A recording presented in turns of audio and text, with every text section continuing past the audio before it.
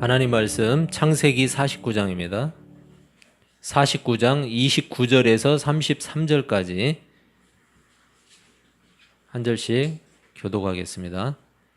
그가 그들에게 명하여 이르되 내가 내 조상에게로 돌아가리니 나를 햇사람 에브론의 밭에 있는 굴에 우리 선조와 함께 장사하라.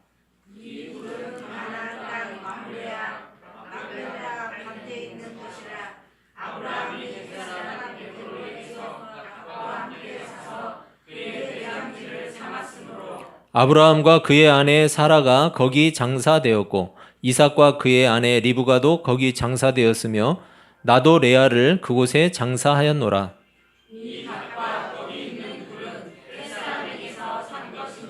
같이 읽습니다. 야곱이 아들에게 명하기를 마치고 그 발을 침상에 모으고 숨을 거두니 그의 백성에게로 돌아갔더라. 아멘. 여러분, 우리 교회가 2주년입니다. 내일 모레면 같이 인사 한번 하시죠. 2주년을 축하합니다. 우리가 자축해야죠, 뭐. 여러분 잘 지내셨죠? 이제 날씨가 많이 시원해졌으니까 여러분 더 힘내시고 생업도 열심히 감당하시기를 바랍니다. 야곱이 자신의 아들들을 모두 축복하면서 예언하는 것을 이제 다 마치고 이제 야곱의 최후예요. 야곱이 이 땅 가운데 삶을 마치는 그런 순간인데 이제 자신은 어떻게 된다고 이야기하냐면 자신의 조상들에게로 돌아갈 것이라고 이렇게 표현을 하고 있어요. 자신의 조상들에게 돌아갈 것이다. 이 표현은 죽음에 대한 비유적인 표현이죠. 내가 이제 죽음을 맞이한다, 마지막이다 라는 거죠. 그리고 동시에 이것은 무엇을 이야기하는 거냐면 내세에 대한 표현이에요. 그 뒤에 문을 좀 닫아주세요.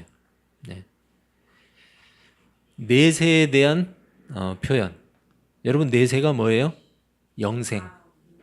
이 세상 말고 우리가 이 세상을 마치고 갈 곳. 유교에서 말하는 것처럼 조상신에게 돌아간다는 말이 아니에요. 내가 조상에게로 돌아간다 하니까 우리나라 사람들의 정서는 이것을 보면 조상신에게로 돌아가는 유교적인 이런 개념으로 받아들인 사람도 덜어는 있어요. 여러분, 하나님께로 돌아간 자신의 조상들, 그들처럼 자신 역시 그곳으로 간다는 이야기죠. 우리는 그곳이 어떤 곳이고 어떻게 생겼는지 알 수가 없어요. 성경은 그곳을 뭐라고 표현하죠? 낙원이라고 표현해요. 낙원이라고 말하는데 이 낙원이라는 말은 원래 고대 이란어에서 빌려온 단어인데 원래 무슨 뜻이냐면 벽이 둘려쳐진 정원을 이야기해요. 벽이 둘려쳐진 정원. 창세기 2장 8절에는 뭐가 나오냐면 에덴 동산이 나와요. 여기에 보면 여호와 하나님이 동방에 에덴에 동산을 창설하시고 그 지으신 사람을 거기 두시니라 이렇게 말하고 있어요. 여러분, 창세기는 히브리 사람들이기 때문에 히브리어로 기록이 돼 있죠. 그런데 이 창세기를 헬라어로 기록한 70인역이라는 게 있어요. 그런 성경이 있어요. 헬라어로 기록한 성경이 있는데 이 에덴 동산을 뭐라고 헬라어로 기록하고 있냐면 파라데이소스. 그들의 단어예요. 파라데이소스. 여러분 비슷하죠? 영어가 헬라어에서 나왔기 때문에 파라다이스. 바로 천국을 묘사하고 있어요. 천국. 여러분, 파라다이스는 뭐예요? 천국, 낙원 또는 완벽한 행복, 이것을 이야기할 때 파라다이스라고 하죠. 그런데 에덴 동산을 헬라어로 파라데이소스라고 기록하고 있어요. 태초에 하나님이 인간을 두시기 위해서 창조하신 완벽한 행복의 공간이라는 거죠. 그곳이 바로 에덴 동산이었어요. 모든 것이 완전하고 모든 것이 조화를 이루고 있고 그리고 가장 아름다운 곳. 부족함이 없고 그 이상은 더 이상도 좋을 수 없는 그런 상태. 영어로 이야기하면 퍼펙트. 그래서 하나님이 지으신 그 모든 것을 보시고 뭐라고 하셨어요? 토브 메오드. 히브리어인데 매우 좋았더라. 심히 좋았더라. 한치의 오차도 없이 완벽하게 깔끔하게 그리고 더 이상 바랄 것이 없을 정도의 상태로 그렇게 지어졌다라는 거예요. 성취되었다. 그게 바로 하나님이 말씀하신 토브 메오드예요. 심히 좋았더라. 야곱은 자신의 조상들이 들어간 그곳으로 들어가게 될 것을 말하고 있어요. 하지만 그곳이 구체적으로 어떤 곳인지는 알지 못했어요. 성경은 그곳이 바로 에덴 동산과 같은 낙원, 파라데이소스라고 말을 하고 있어요. 가장 아름답고 완전한 행복과 만족함이 있는 그곳이에요. 예수께서 재림하실 때까지 구원받은 영혼들이 들어가는 곳이 바로 낙원이에요. 예수께서 재림하신 후에는 어때요? 새로운 육신을 입고 부활하게 되는 거죠. 그리고 새 하늘과 새 땅으로 표현되는 완전한 하나님의 나라에 들어가게 돼요. 물론 우리는 그러한 장소가 어떻게 이루어지는지, 어떻게 이루어지게 될지, 낙원이 곧 최종 천국인지 아닌지 여러분 우리는 알 수 없어요. 그리고 부활의 과정이 어떻게 이루어질지 그런 것들 구체적으로 알기는 어려워요. 중요한 것은 뭐냐면 이 땅의 삶을 마치는 순간 우리는 천국으로 들어간다는 사실이에요. 누가복음 23장 43절은 이렇게 말씀해요. 예수께서 이르시되 내가 진실로 내게 이르노니 오늘 네가 나와 함께 낙원에 있으리라 하시니라. 여러분 여기에 낙원이 나오죠. 예수님이 십자가에 옆에 십자가에 달려있던 그 강도, 한 강도에게 하신 말씀이에요. 예수께서는 죽음 이후에 가는 장소, 이것을 낙원이라고 말하고 있어요. 누가복음 16장에 보면 여러분 부자와 거지 나사로 이야기가 나와요. 부자와 거지 나사로. 그런데 그들이 죽어서 들어간 곳은 각각 달랐어요. 거지 나사로는 아브라함의 품에서 위로와 안식을 얻어요. 그게 바로 낙원이에요. 낙원. 하지만 부자는 여러분 음부라고 표현된 지옥으로 들어가서 고통스러워해요. 성경은 그곳, 음부라고 표현된 그곳을 무저갱이라고도 이야기를 해요. 마귀가, 사탄이 갇힐 그 공간. 그곳이 바로 지옥이죠. 요한계시록 2장 7절은 이렇게 말씀해요. 귀 있는 자는 성령이 교회들에게 하시는 말씀을 들을지어다. 이기는 그에게는 내가 하나님의 낙원에 있는 생명나무의 열매를 주어 먹게 하리라. 예수 그리스도를 붙잡고 끝까지 믿음을 지키는 사람들, 여러분 그런 사람들이 이기는 사람들이에요. 여기서 표현한 이기는 사람들, 변질되지 않고 세상의 유혹 속에서도 끝까지 견디는 사람들, 말씀을 귀담아서 듣고 하나님께 반응하는 사람들, 그게 바로 이기는 사람들이에요. 요한계시록 22장을 우리가 읽어보면, 여러분 요한계시록 이제 성경의 끝에 있는데 요한계시록 22장을 읽어보면 하나님의 낙원이 얼마나 영광스러운 곳인지 표현하고 있어요. 여러분 가끔 힘을 잃을 때 한번 읽어보세요. 요한계시록 22장. 무서운 말씀이 아니에요. 우리에게 주시겠다고 하는 그 천국, 그 낙원이 얼마나 영광스러운 곳인지 드러내고 있어요. 그런데 요한계시록 22장 14절, 이 14절을 보면 그 하나님의 낙원에 들어갈 사람들을 어떻게 표현하느냐, 이렇게 표현하고 있어요. 자기 두루마기를 빠는 자들은 복이 있으니 이는 그들이 생명나무에 나아가며 문들을 통하여 성에 들어갈 권세를 받으려 함이로다. 이렇게 표현하고 있어요. 여러분 자기 두루마기를 빠는 자들, 세상에서의 유혹과 자신의 정욕에 넘어지지 않는 사람들이에요. 믿음을 지키면서 살다가 드디어 하나님의 도성에 들어가는 사람들. 여러분 지금 우리 사회는 그리스도인으로 사는 것이 쉽지 않은 세상이에요. 하나님을 진실하게 믿고 따르는 일이 쉽지 않다는 거죠. 세상과 타협하면서 그리스도인이 아닌 세상 사람으로 살면 훨씬 더 쉬워요. 세상 사람으로 살면. 여러분 그렇죠? 살아보니까 그렇잖아요. 굳이 손가락질 받을 일도 없고요. 법만 어기지 않으면 아무도 시비를 걸지 않아요. 전봇대로 일을 쑤시든지 말든지. 법만 어기지 않고 자기에게 피해만 주지 않으면 아무 참견 안 해요. 시비 안 걸어요. 여러분 자신의 정욕을 합리화하면서 살면 별다른 어려움도 없어요. 힘들어할 것도 없어요. 자신에게 찾아오는 정욕 그냥 합리화시켜버리면 되죠. 굳이 죄의식을 느끼지 않아도 되잖아요. 그런데 진짜 그리스도인으로 살고자 하면 불편해져요. 불편해져요. 마음부터가 불편해요. 죄의식을 느껴야 되잖아요. 세상과 똑같이 사는 것이 힘들어지잖아요. 세상 사람들이 시비를 걸어요. 너만 예수 믿냐? 교회 다니는 인간들이 더하네. 여러분 이런 소리 들으면 정말 화가 나잖아요. 똑같이 퍼붓고 싶은데 또 그러면 안 되잖아요. 나는 안 그렇다고 당장 증명하기도 어렵잖아요. 성경에 의하면 모든 사람이 타락하고 부패해 있는데 여러분 무슨 수로 증명할 거예요? 내가 너보다 깨끗하다는 거 어떻게 증명할 거예요? 할 수 있어요? 없어요. 누구나 다 똑같아요. 타락하고 부패한 인생들이에요. 더 드러나지는 않으면 다행이죠. 파면 팔수록 썩은 것만 나오는 게 우리 아니에요? 계속 파면 팔수록 썩은 것들만 나오잖아요. 여러분 세상에 존재하는 모든 사람이 이렇게 결핍 가운데 살고 있어요. 그런데 유독 기독교인들이 공격을 받아요.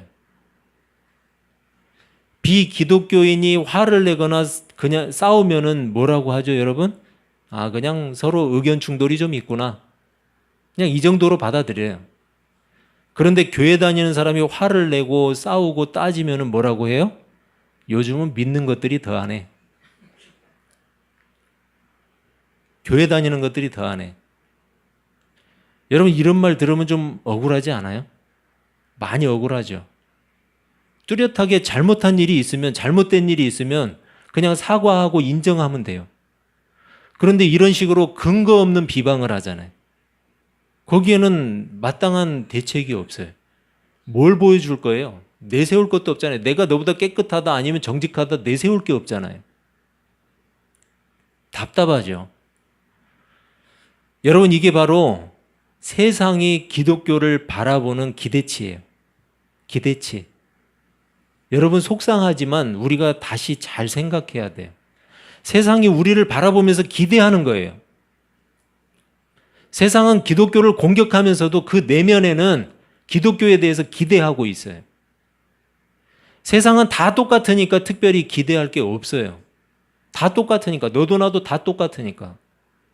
하지만 적어도 너희들이 예수의 가르침을 받고 사는 사람들이라면 너희들만큼은 달라야 되지 않냐. 이런 기대예요. 그 기대치를 기독교가 보여주지 않으니까 비아냥대는 거예요. 손가락질하는 거예요. 보여주지 않으니까. 여러분 요즘은 상식적인 사람만 돼도 훌륭한 사람 소리 듣는다고 그랬죠? 상식적으로만 살아도. 그건 무슨 말이에요? 그 말은 기독교가 상식 이하일 때가 많다는 이야기예요. 기독교가 욕을 먹는 것은. 여러분 그렇지 않아도 세상에는 갈등과 분쟁이 많잖아요. 그런데 그리스도인에게는 신앙적으로 겪는 갈등과 고민과 고통들이 거기에 추가가 돼요. 거기에. 바로 이러한 것들이 지금 우리가 기독교인들이 겪고 있는 환난과 핍박과 고난이에요. 이런 소리를 듣지 않기 위해서 아주 많은 사람들이 소위 유사 그리스도인으로 살아가고 있어요. 유사 그리스도인. 세상에서는 세상 사람으로, 교회 오면 신자로 둔갑해요. 세상에서는 세상 사람인 척, 교회에서는 성도인 척 그래서 제가 결정했어요. 이런 사람을 척척박사라고 부르기로. 세상에 가면 세상 사람인 척, 교회 오면 성도인 척, 스스로 현명하고 지혜롭다고 여기죠. 아, 나는 아주 지혜로워. 요령이 있어. 현명해. 여러분, 자기 꾀에 빠진 사람들이에요. 여러분, 이게 요령 같아요? 절대 아니에요. 자기 스스로는 지혜로운 것 같지만 성경이 말하는 가장 어리석은 사람 중에 하나예요. 가장 어리석은 사람. 성경에서 뭐라고 하냐? 불신자보다도 못하다고 이야기하고 있어요. 불신자보다 못하다. 성경이 언제 이런 사람들을 정결한 신부라고 하던가요? 성경이 이런 사람들이 언제 낙원에 합당한 사람들이라고 말하고 있나요? 낙원은 구속받은 하나님의 백성들만 들어갈 수 있는 하나님의 도성이에요. 하나님의 백성은 오직 그리스도만을 의지하고 그에게만 충성하는 사람들이에요. 하나님의 사람들, 그리스도인. 예수를 따름으로써 당하게 되는 고난과 죽음에 기꺼이 동참하는 사람들이에요. 하나님은 그런 사람들에게 낙원을 허락하시고 영생을 누리게 하셨어요. 야곱은 자신이 돌아갈 곳을 알고 있었어요. 야곱은. 자신이 의로워서가 아니에요. 내가 의롭기 때문에 내가 그곳에 간다? 아니에요. 하나님의 약속을 믿었어요. 어떤 환경 속에서도 하나님의 그 약속을 놓지 않았어요. 그리고 그 약속을 따랐어요. 신실하게. 허물이 많고 연약하고 의롭지 못했지만 하나님의 그 언약을 믿고 끝까지 하나님을 따랐어요. 야곱은 하나님의 백성으로 살았다는 거예요. 하나님의 백성으로. 부족하지만, 연약하지만, 허물이 많지만, 그렇지만 하나님의 백성으로 살았어요. 야곱은 자신의 죽음을 앞두고서 끝까지 약속의 땅을 바라봤어요. 여러분, 오늘 본문 29절을 보면 그가 그들에게 명하여 이르되 내가 내 조상들에게로 돌아가리니 나를 햇사람 에브론의 밭에 있는 굴에 우리 선조와 함께 장사하라. 자신의 영혼은 하나님이 정하신 그곳 낙원으로 돌아갈 것이라고 이렇게 말하면서 또 자신이 죽으면 그 시신을 선조들의 무덤에 장사하라고 이야기하고 있어요. 선조들의 무덤에. 여러분, 선조들의 무덤이 어디 있어요? 막벨라 굴이 어디에 있어요? 가나안에 있잖아요.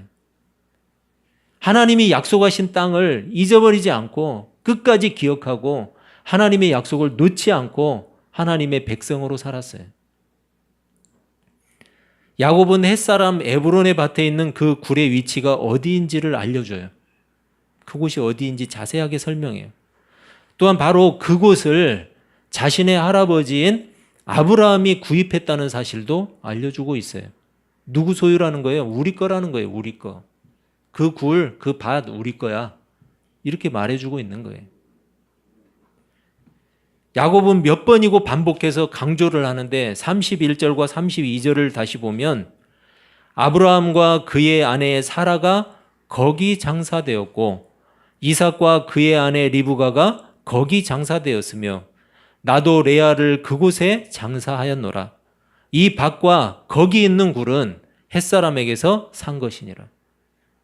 여러분, 거기, 그곳, 거기 있는 굴 여러 번 반복해서 무엇을 강조해요? 그 땅을 강조해요. 그 땅, 약속의 땅, 하나님이 주시겠다고 한 땅, 가나안 강조하고 있죠. 야곱은 자신이 묻혀야 할 땅은 애굽이 아니라 가나안이라고 말하고 있어요. 내가 묻힐 땅은 애굽이 아니다. 지금 가나안을 향해서 걷고 있는 이스라엘 백성들을 생각해 보세요. 가나안을 향해서 열심히 걷고 있어요. 얼마나 힘들었겠어요. 여러분, 얼마나 많이 지쳤겠어요. 정말로 그 땅에 들어가면 그 땅을 차지하기나 할지 의심도 했을 거예요. 정말 하나님이 그걸 주실지. 그 조그마한 밭대기 하나, 동굴 하나 가지고 우리가 거기에서 어떻게 살아? 더 큰 땅이 있어야 되는데 하나님이 주실지. 여러분, 그런데 이렇게 많이 지쳐있는 이스라엘 백성들에게 계속해서 강조하는 게 뭐예요? 그 땅. 하나님이 약속하신 그 땅. 거기, 바로 거기 계속 강조하고 있어요. 아브라함 때부터 주시기로 약속하신 그 땅. 반드시 돌아가야 할 땅. 하나님이 약속하신 그 땅을 붙들어야 된다라는 그런 확신을 그 마음 가운데 심어주고 있는 거예요. 이 세상에서 그리스도인으로 사는 일은 여러분 지치는 일이에요. 얼마나 많이 지쳐요. 힘들잖아요. 정말로 하나님 나라가 있기는 한 건지 여러분 의심할 수도 있어요. 여러분 진짜 그리스도인으로 살려고 한다면 가끔 지쳐야 돼요. 쌩쌩하면 이상한 거예요. 지쳐야 돼요. 의심이 들어야 돼요, 여러분. 하나님을 의심하라는 이야기가 아니에요. 의심이 들어야죠. 정말일까? 정말 그럴까? 하나님의 약속을 내가 붙들어야 되는데. 이런 생각을 할 수도 있을 것 같아요. 어차피 내가 노력해도 내 조건으로 구원받는 것도 아닌데 뭐. 그렇게 가르쳤는데 뭐. 적당히 법도 잘 지키고 사람들한테 나쁜 소리 듣지 않고 도덕적으로 크게 벗어나지만 않으면 되지. 들키지만 않으면 되지. 광신도 소리 들으니까 교회는 너무 빠지지 말고 여러분 이렇게 그냥 무난하게 살면 되겠지라고 생각하는 사람이 있을 수도 있겠죠. 여러분 그리스도인으로 살기 위한 수고를 감당하지 않더라도 얼마든지 교회 다닐 수 있고요. 사람들은 성도라고 불러줘요. 그리스도인으로 살기 위한 수고를 감당하지 않아도 목사라고 불러주고요. 장로라고 불러주고요. 집사라고 불러줄 수도 있어요. 세상에서도 교회에서도 사람들에게 인정받을 수도 있어요. 왜? 척척박사로 사니까. 세상에서는 세상 사람인 척, 교회에서는 성도인 척, 사람은 속아주니까요. 그런데 문제는 뭐냐면 자신이 구원을 받은 사람이라는 확인이 어려워요. 내가 정말 구원받았나? 확인이 어려워요. 여러분 저 같으면 조금 힘든 과정이 있어도 내가 그리스도인이라는 확신, 구원의 백성이 확실하다는 열매, 저 같으면 확인하겠어요. 저 같으면. 여러분 뭐가 더 중요해요? 사람들의 인정이에요? 아니면 영생을 주실 하나님의 인정이에요? 뭐가 더 중요하죠? 성경은 그리스도인으로 살고자 하면 고난과 수고가 있다는 사실을 알리고 있어요. 너희가 그리스도인으로 살고자 하면 분명히 고난과 수고가 따를 것이다. 이야기하고 있어요. 하지만 그 고난을 어리석다고 말하지 않아요. 쓸데없는 것이라고 말하지 않아요. 세상의 법을 어기거나 도덕적인 타락으로 받는 고난은 당연한 거죠. 여러분 세상의 법을 어기면 당연히 세상의 법에 의해서 처벌받는 거 아니에요? 당연한 거죠. 도덕적으로 타락하고 도덕적으로 이상해지면 그러면 사람들이 비난하는 건 당연한 거죠. 그건 고난이 아니에요. 여러분 하지만 하나님의 백성답게 살기 위한 수고는 영광스러운 거예요. 영광스러운 거예요. 하나님은 하나님의 백성들에게 요구하시는 것이 있어요. 요구하는 게 있는데 바로 하나님의 백성이 하나님의 백성답게 살아가는 것이에요. 열매예요, 열매. 하나님은 열매를 요구하세요. 요청하세요. 여러분 그 열매는 우리의 노력으로 스스로 꺼내놓을 수 있는 열매가 아니에요. 하나님의 백성, 구원의 백성은 반드시 구원의 열매가 있어요. 반드시. 하나님이 주신 믿음으로 살아갈 때 그 열매는 저절로 맺히게 돼 있어요. 저절로 맺혀요. 내가 맺고 싶어서 맺히는 게 아니에요. 저절로 맺혀요. 예수님이 말씀하시죠. 나는 포도나무요. 너희는 가지다. 너희가 나한테 붙어 있기만 하면 그 열매는 저절로 맺힌다. 네 수고로 맺힌다고 했어요? 아니에요. 저절로 맺히는 거예요. 그건 지금 구원을 이야기하는 거예요. 구원의 열매를 이야기하는 거예요. 예수님이 구원이시잖아요. 우리가 그 안에 붙어 있기만 하면 하나님 우리에게 믿음을 선물해 주시고 그 믿음을 통해서 우리의 구원의 열매는 저절로 맺혀져요. 저절로. 그렇기 때문에 하나님의 백성으로 사는 거예요. 하나님의 백성답게 사는 거예요. 그건 열매예요.